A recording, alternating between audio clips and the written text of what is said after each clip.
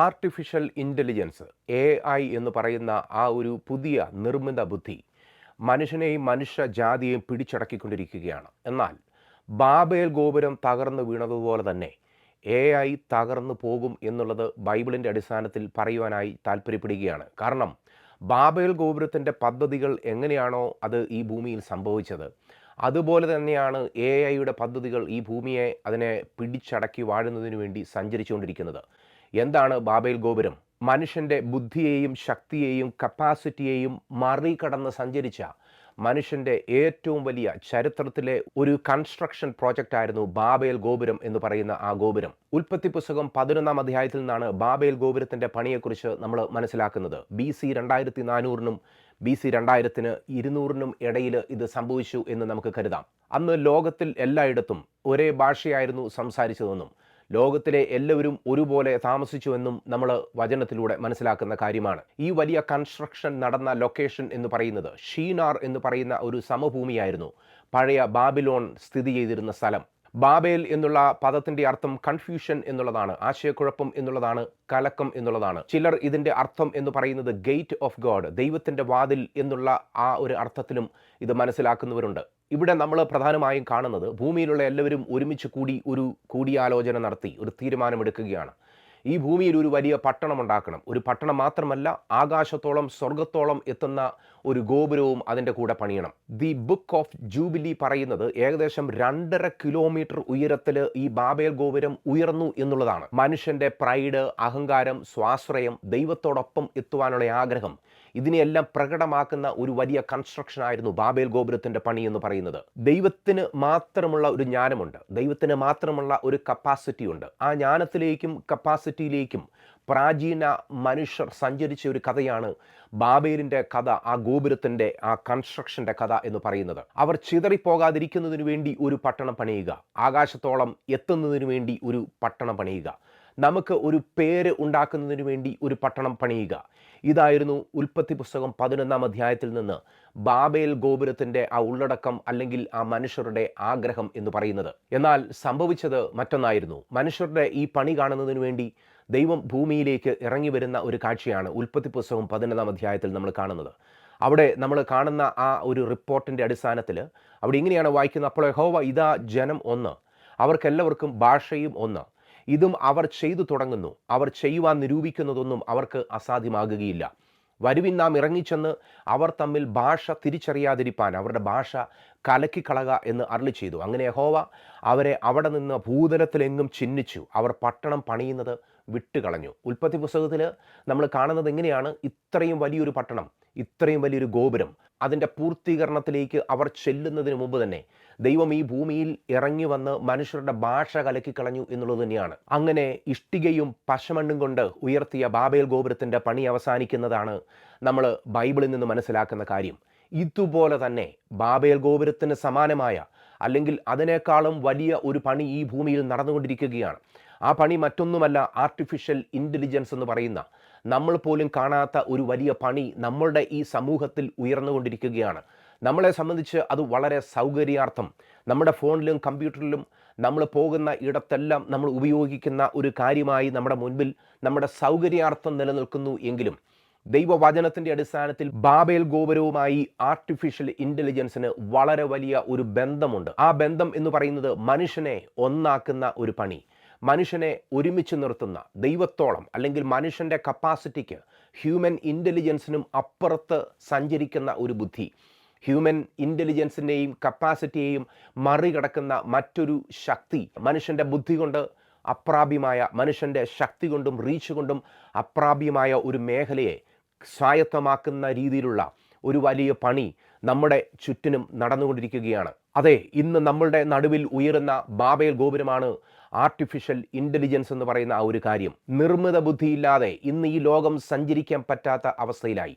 നമ്മൾ ഇന്ന് ഓൺലൈനിൽ നമ്മൾ പോകുന്നത് മുഴുവനും കൺട്രോൾ ചെയ്യുന്നത് നിർമ്മിത ബുദ്ധിയാണ്. നിർമ്മിത ബുദ്ധിയുടെ ഒരു വേർഷൻ മാത്രമാണ് നമ്മൾ കാണുന്നത്. അതിൻ്റെ ബേസിക് ആയിട്ടുള്ള, അതിൻ്റെ ആദ്യത്തെ വേർഷൻ മാത്രമാണ്, അതിൻ്റെ ആദ്യത്തെ ആ ഒരു രൂപം മാത്രമാണ് നമ്മളിപ്പോൾ അനുഭവിച്ചുകൊണ്ടിരിക്കുന്നത്. എന്നാൽ ഇതിൻ്റെ അഡ്വാൻസ്ഡ് ആയിട്ടുള്ള ഒരു രൂപം നമ്മുടെ മുൻപിൽ ഇറങ്ങി വരുന്നതിന് വേണ്ടി പോവുകയാണ് മനുഷ്യർ.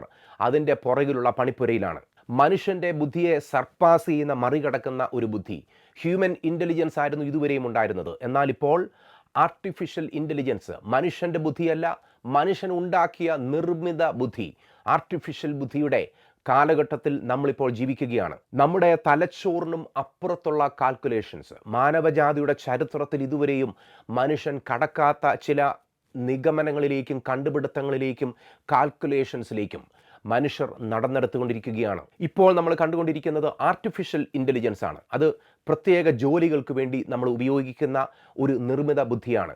കാർ ഓടിക്കുന്നതിന് വേണ്ടി ഒരു നിർമ്മിത ബുദ്ധിയുണ്ട്, ഓൺലൈൻ ബാങ്കിങ്ങിന് വേണ്ടി ഒരു നിർമ്മിത ബുദ്ധിയുണ്ട്, ട്രാൻസ്ലേഷൻ ടൂൾ അതിനുവേണ്ടി ഉപയോഗിക്കുന്ന ഒരു ആർട്ടിഫിഷ്യൽ ഇൻ്റലിജൻസ് ഉണ്ട്. ഇതെല്ലാം ഒരു സ്പെസിഫൈഡ് ആയിട്ടുള്ള ജോലി ചെയ്തു തീർക്കുന്നതിന് വേണ്ടി മാത്രം ഉപയോഗിക്കുന്ന നിർമ്മിത ബുദ്ധി തന്നെയാണ്. അതൊരു ആർട്ടിഫിഷ്യൽ ഇൻ്റലിജൻസ് ആണ്. അത് ഇപ്പോൾ ചെയ്തെടുക്കുന്നത് ഒരു പർട്ടിക്കുലർ ജോബ് മാത്രമാണ്. എന്നാൽ 2027 ആകുന്ന സമയത്തേക്ക് ഒരു പുതിയ ആർട്ടിഫിഷ്യൽ ഇൻ്റലിജൻസ്, വളരെ അഡ്വാൻസ്ഡ് ആയിട്ടുള്ള ഒരു ആർട്ടിഫിഷ്യൽ ഇൻ്റലിജൻസ് ഈ ഭൂമിയിൽ വരുവാനായി പോവുകയാണ്. അത് AGI ആണ്. അത് ആർട്ടിഫിഷ്യൽ ജനറൽ ഇൻ്റലിജൻസ് ആണ്. ആർട്ടിഫിഷ്യൽ ജനറൽ ഇൻ്റലിജൻസ് ഉപയോഗിക്കുവാനായി പോകുന്നത് സെൽഫ് ഡയറക്റ്റഡ് ആയിട്ടുള്ള ലേണിംഗ് ആണ്. അതായത് ഇപ്പോഴത്തെ നിർമ്മിത ബുദ്ധി നമ്മുടെ കമ്പ്യൂട്ടറിൽ വന്നാൽ, നമ്മുടെ സോഷ്യൽ മീഡിയയിൽ വന്നാൽ, അത് നമ്മളുടെ ആ ഒരു ടേസ്റ്റ് അനുസരിച്ച് ഒരു കാര്യം മാത്രം ആവർത്തിച്ച് നമ്മുടെ മുൻപിൽ നൽകിക്കൊണ്ടിരിക്കുന്ന ആ ഒരു പ്രവണത നമ്മളെല്ലാവരും കാണുന്നുണ്ട്. ഫോർ എക്സാമ്പിൾ, നമ്മൾ ഒരു ഫുഡ് വ്ളോഗിനെ നമ്മൾ ഒരിക്കൽ കണ്ടാൽ പിന്നെ നമ്മുടെ കമ്പ്യൂട്ടറിൽ മുഴുവൻ വരുന്നത് ഫുഡ് റിലേറ്റഡ് ആയിട്ടുള്ള റീലുകൾ മാത്രമായിരിക്കും. മനുഷ്യൻ്റെ ബില്ലടയ്ക്കുന്നതിന് വേണ്ടിയും മനുഷ്യനെ വണ്ടി ഓടിക്കുന്നതിന് വേണ്ടിയും ഒക്കെ ആർട്ടിഫിഷ്യൽ ഇൻ്റലിജൻസ് നമ്മളെ സഹായിച്ചു കൊണ്ടിരിക്കുകയാണ്. ഇതിന് ഓരോ ടാസ്ക് ചെയ്യുന്നതിന് വേണ്ടി പ്രത്യേക പ്രോഗ്രാം ചെയ്ത ആർട്ടിഫിഷ്യൽ ഇൻ്റലിജൻസ് ആണ് ഇപ്പോൾ മനുഷ്യനെ അസിസ്റ്റ് ചെയ്തുകൊണ്ടിരിക്കുന്നത്. എന്നാൽ കോമൺ സെൻസുള്ള, അതായത് സ്വയമായി ചിന്തിച്ച് സ്വയമായി ഏത് ജോലിയും ചെയ്യത്തക്ക രീതിയിൽ മനുഷ്യനെ മുഴുവനും ഒരുപോലെ നിയന്ത്രിക്കത്തക്ക രീതിയിൽ ഒരു ആർട്ടിഫിഷ്യൽ ജനറൽ ഇൻ്റലിജൻസ് നമ്മുടെ മുൻപിൽ പ്രത്യക്ഷപ്പെടുവാനായി പോവുകയാണ്. ഇപ്പോഴുള്ള ആർട്ടിഫിഷ്യൽ ഇൻ്റലിജൻസ് എന്ന് പറയുന്നത് അതിനൊരു പരിമിതിയുണ്ട്. അത് അവസാനിക്കുന്ന സമയത്ത് അതിനെ റീപ്രോഗ്രാം ചെയ്തതിനു ശേഷമേ അടുത്തതിലേക്ക് അതിനെ മാറ്റുവാൻ സാധ്യമാവുകയുള്ളൂ. എന്നാൽ ഇനിയും വരുവാൻ പോകുന്ന ആർട്ടിഫിഷ്യൽ ഇൻ്റലിജൻസ് എന്ന് പറയുന്നത്, നിർമ്മിത ബുദ്ധി എന്ന് പറയുന്നത്, നമ്മളുടെ ആഗ്രഹത്തിനനുസരിച്ച് നമ്മുടെ ആഗ്രഹം മുന്നമേ കണ്ടുകൊണ്ട് കോമൺ സെൻസ് കൊണ്ട് നമ്മളെ പഠിച്ച് നമുക്ക് വേണ്ടി പ്രവർത്തിക്കുവാൻ കഴിയുന്ന ഒരു നിർമ്മിത ബുദ്ധി നമ്മുടെ മുൻപിൽ സ്വയമേ റീപ്രോഗ്രാം ചെയ്തുകൊണ്ട് മുന്നേറുവാൻ സാധ്യമായി തീരുന്ന ഒരു നിർമ്മിത ബുദ്ധിയുടെ യുഗത്തിലേക്ക് നാം കടക്കുവാൻ പോവുകയാണ്. റീസണിങ് ഉപയോഗിക്കുകയാണ്, യുക്തി ഉപയോഗിക്കുന്ന ഒരു ആർട്ടിഫിഷ്യൽ ഇൻ്റലിജൻസ്. അൺപ്രഡിക്റ്റബിൾ ആയിട്ടുള്ള സാഹചര്യങ്ങളിൽ പോലും ആർട്ടിഫിഷ്യൽ ഇൻ്റലിജൻസ് മനുഷ്യനെ സഹായിക്കുവാനായി പോവുകയാണ്. അതായത് ഇപ്പോഴത്തെ ആർട്ടിഫിഷ്യൽ ഇൻ്റലിജൻസിനെ സംബന്ധിച്ചിടത്തോളം പ്രെഡിക്റ്റബിൾ ആയിട്ടുള്ള സിറ്റുവേഷൻസ് ഹാൻഡിൽ ചെയ്യുവാനുള്ള കപ്പാസിറ്റി മാത്രമേ ഉള്ളൂ. എന്നാൽ മനുഷ്യന് പ്രവചിക്കാൻ പറ്റാത്ത അപകടങ്ങളിൽ പോലും, മനുഷ്യൻ്റെ ജീവിതത്തിൽ നമ്മൾ ഇതുവരെയും ചെന്നെത്താൻ പറ്റാത്ത ഒരു പ്രയാസവേളയിൽ നമ്മളെ സഹായിക്കത്തക്ക രീതിയിൽ ആർട്ടിഫിഷ്യൽ ഇൻ്റലിജൻസ് മുന്നോട്ട് വരുവാനായി പോവുകയാണ്. സ്വയമായി റീസൺ ചെയ്യുവാൻ, സ്വയമായി ചിന്തിക്കുവാൻ കഴിവുള്ള ഒരു ആർട്ടിഫിഷ്യൽ ഇൻ്റലിജൻസിൻ്റെ പണിപ്പുരയിലാണ്, കണ്ടുപിടുത്തത്തിൻ്റെ പണിപ്പുരയിലാണ് സാങ്കേതിക വിദഗ്ധർ ആയിരിക്കുന്നത്. അങ്ങനെയുള്ള ഒരു സിസ്റ്റം 2027 ഈ ഭൂമിയിൽ ലോഞ്ച് ചെയ്യപ്പെടുമെന്ന് വിശ്വസിക്കുന്നു. അങ്ങനെ ഒരു സിസ്റ്റം ഈ ഭൂമിയിൽ വന്നാൽ 99% ഇന്ന് മനുഷ്യർ ചെയ്യുന്ന സകല ജോലികളെയും ചെയ്യുവാൻ അങ്ങനെയുള്ള ആർട്ടിഫിഷ്യൽ ഇൻ്റലിജൻസിന് സാധ്യമായി തീരും. മനുഷ്യൻ്റെ സഹായം ആവശ്യമില്ല. ഇപ്പോൾ മനുഷ്യർ AI-യെ ഉപയോഗിക്കുകയാണ്. എന്നാൽ മനുഷ്യൻ്റെ സഹായം ആവശ്യമില്ലാതെ AI-ക്ക് വേണ്ടി തന്നെ ആർട്ടിഫിഷ്യൽ ഇൻ്റലിജൻസിന് വേണ്ടി തന്നെ പ്രവർത്തിക്കുന്ന ഒരു യുഗത്തിലേക്ക് നാം ചെന്ന് എത്തുവാൻ പോവുകയാണ്. ആർട്ടിഫിഷ്യൽ ജനറൽ ഇൻ്റലിജൻസ് അതെന്ന് പറയുന്നത് ഒരു ഓൾറൗണ്ടറാണ്. അതായത് ഈ ഭൂമിയിൽ എന്തെല്ലാം ടാസ്കുകൾ ഉണ്ടെങ്കിലും ആ നിർമ്മിത ബുദ്ധി മനുഷ്യന് വേണ്ടി അത് ചെയ്തു തുടങ്ങും. സ്വയമായി അത് ചിന്തിക്കും, സ്വയമായി കാൽക്കുലേഷൻസ് നടത്തും, റീസണിങ്സ് നടത്തും.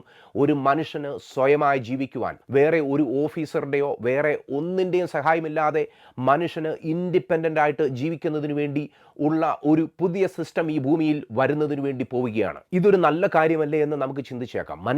മറ്റുള്ളവരുടെ സഹായം കൂടാതെ എല്ലാം നമുക്ക് ചെയ്തു തീർക്കുവാൻ സാധ്യമായി തീരുന്ന അങ്ങനെ ഒരു സിസ്റ്റം ഈ ഭൂമിയിൽ ഡെവലപ്പ് ചെയ്യുക, ആർട്ടിഫിഷ്യൽ ജനറൽ ഇൻ്റലിജൻസ് മനോഹര ഭൂമിയായിരിക്കുമെന്ന് ചിന്തിക്കുന്നവരുണ്ട്. എന്നാൽ ഇങ്ങനെയുള്ളൊരു ബുദ്ധി ഭൂമിയെ കൈവശമാക്കിയാൽ, നമ്മുടെ ഫോണിനെയും നമ്മളുടെ ഈ ഭൂമിയിലുള്ള ഓരോ ക്രയവിക്രയങ്ങളെയും കൈവശമാക്കിയാൽ ഗവൺമെൻറ്റുകൾക്ക് പോലും അതിൻ്റെ മേൽ നിയന്ത്രണം ഉണ്ടാവുകയില്ല എന്നുള്ളത് നമ്മൾ മനസ്സിലാക്കേണ്ട കാര്യമാണ്. ഇതൊരു സൂപ്പർ ഇൻ്റലിജൻ്റ് സിസ്റ്റമാണ്. ടെക്നോളജി വീരന്മാർ അത് ചെയ്യുന്നതിന് വേണ്ടി അവർ മുൻകൈ എടുത്തിരിക്കുകയാണ്.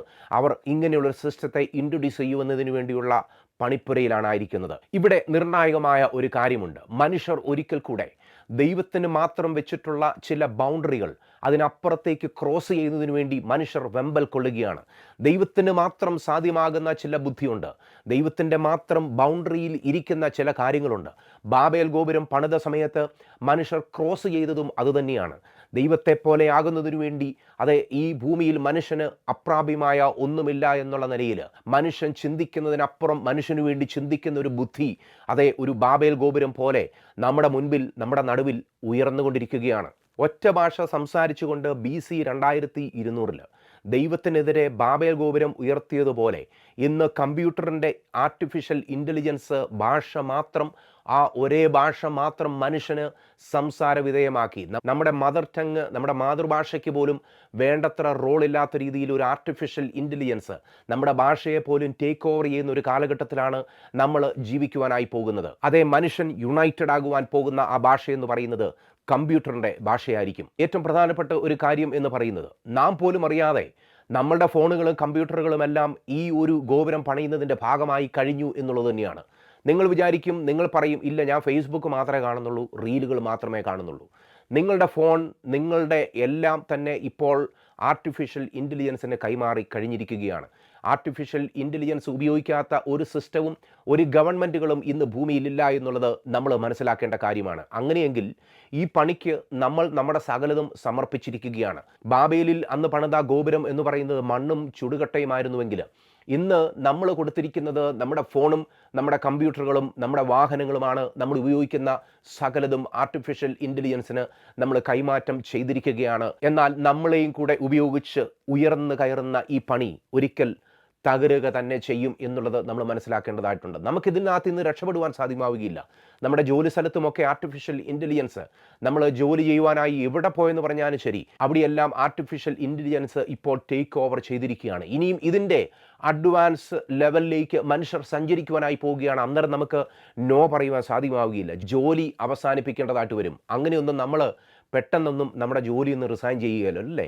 കാരണം അതേസമയം തന്നെ നമുക്ക് ബില്ലുകൾ അടയ്ക്കുന്നതിന് വേണ്ടിയുണ്ട്, മോർഗേജ് പേ ചെയ്യുവാനുണ്ട്, ഇവിടെ വാഹനങ്ങൾക്ക് ലോൺ കൊടുക്കുവാനുണ്ട്. നമ്മൾ ഇതിനകത്ത് ട്രാപ്ഡ് ആണ് എന്നുള്ള കാര്യം നമ്മൾ മനസ്സിലാക്കേണ്ടതായിട്ടുണ്ട്. അറിഞ്ഞോ അറിയാതെയോ ബാബേൽ ഗോപുരം പണിക്ക് നമ്മളും അതേ ഭാഗവാക്കുകളായി നമ്മൾ നിൽക്കുകയാണ്. മനുഷ്യൻ്റെ എല്ലാ ഇടപാടുകളും മോണിറ്റർ ചെയ്യുന്ന, ഡോമിനേറ്റ് ചെയ്യുന്ന, കൺട്രോൾ ചെയ്യുന്ന ഒരു സിസ്റ്റം ഈ ഭൂമിയുടെ മേൽ വരുവാൻ പോവുകയാണ്. ഇതൊരു പുതിയ യുഗമാണെന്ന് പറഞ്ഞുകൊണ്ട് മനുഷ്യൻ സെലിബ്രേറ്റ് ചെയ്യും. ഓ എത്ര വലിയ ഫ്രീഡമാണിത്, എത്ര വലിയ സന്തോഷമാണ്. എന്നാൽ മനുഷ്യൻ ഒരിക്കൽ ഇതിനകത്ത് കയറിപ്പോയാൽ ഇറങ്ങി വരുവാൻ പറ്റാത്ത രീതിയിലുള്ള ഒരു മുറിക്കകത്തേക്കായിരിക്കും, ഒരു സിസ്റ്റത്തിലേക്കായിരിക്കും, ഒരു ഗോപുരത്തിലേക്കായിരിക്കും നമ്മൾ ചെന്നെത്തുന്നതെന്നുള്ളത് നമ്മൾ മറക്കാതിരിക്കട്ടെ.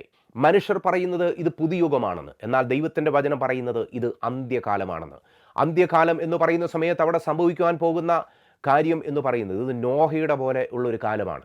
നോഹയുടെ കാലത്ത് ജീവിച്ചിരുന്നത് പോലെയുള്ള ഒരു ദുഷ്ടതയുടെ കാലത്തിലേക്ക് നമ്മൾ എത്തിച്ചേർന്നിരിക്കുകയാണ്. ഇവിടെ ഒരു ദൈവ പൈതലിൻ്റെ ഏക പ്രത്യാശ എന്ന് പറയുന്നത് യേശു ക്രിസ്തുവിൻ്റെ ആഗമനമാണ്. യേശു ക്രിസ്തു നമ്മളെ ഈ ഭൂമിയിൽ നിന്ന് നീക്കും, യേശു ക്രിസ്തുവിൻ്റേതാക്കും എന്നുള്ളത് മാത്രമാണ് നമ്മുടെ ഏക പ്രത്യാശ എന്ന് പറയുന്നത്. അത് സംഭവിക്കട്ടെ എന്ന് നാം അനുദിനം പ്രാർത്ഥിച്ചുകൊണ്ടേയിരിക്കണം. യേശു ക്രിസ്തുവിൻ്റെ പ്രത്യക്ഷതയ്ക്ക് വേണ്ടിയായിരിക്കണം നമ്മൾ കാത്തിരിക്കേണ്ടത്. ഈ ഭൂമി ഏറ്റവും അവസാനം ഒരൊറ്റ ഗവൺമെൻറ്റിൻ്റെ കീഴിൽ വരുവാൻ പോവുകയാണ്. ഒരൊറ്റ എതിർ ക്രിസ്തുവിൻ്റെ കീഴിൽ വരുവാൻ പോവുകയാണ്. ഒരൊറ്റ വാണിജ്യ ക്രമം മാത്രമായിരിക്കും ഇവിടെയുള്ളത്. ഒരൊറ്റ മതം മാത്രമായിരിക്കും ഇവിടെയുള്ളത്. ഒരൊറ്റ കറൻസി മാത്രമായിരിക്കും ഇവിടെയുള്ളത്. ഇവിടെ ഈ ഭൂമിയെ മുഴുവനും ഭരിക്കുന്നതിന് വേണ്ടി ഒരു സിസ്റ്റം ഈ ഭൂമിയിൽ ലോഞ്ച് ചെയ്യുന്നതിൻ്റെ പുറകിൽ അതിനുള്ള മുഖാന്തരമായി ആർട്ടിഫിഷ്യൽ ജനറൽ ഇൻ്റലിജൻസ് അത് പ്രവർത്തിച്ചു തുടങ്ങും എന്നുള്ളത് തന്നെ നിസ്സംശയം നമുക്ക് പറയുവാൻ സാധ്യമായി തീരും. എന്നാൽ അതിനെയും തകർത്തുകൊണ്ട് ദൈവത്തിൻ്റെ പദ്ധതി ഈ ഭൂമിയിൽ വെളിപ്പെടും. അത് യേശു ക്രിസ്തുവിൻ്റെ വരവ് തന്നെയായിരിക്കും.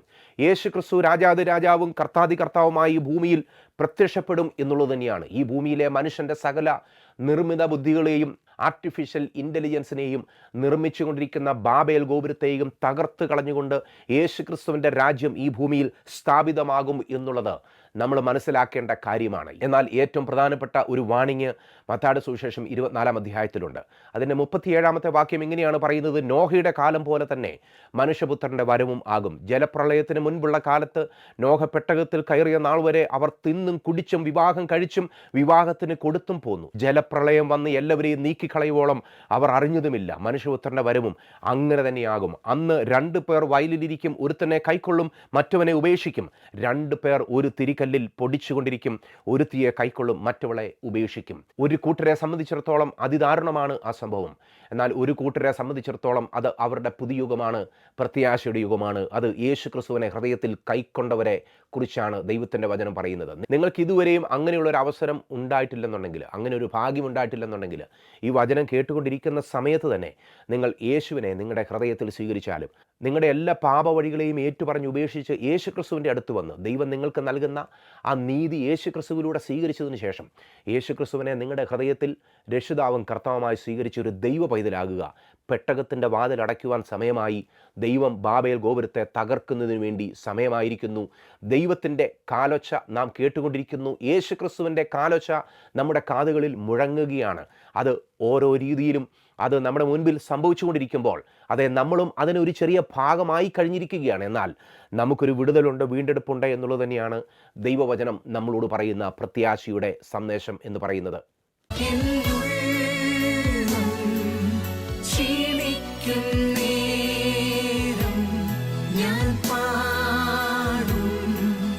യേശുവിൻ ഗീതം ചിറകിൽ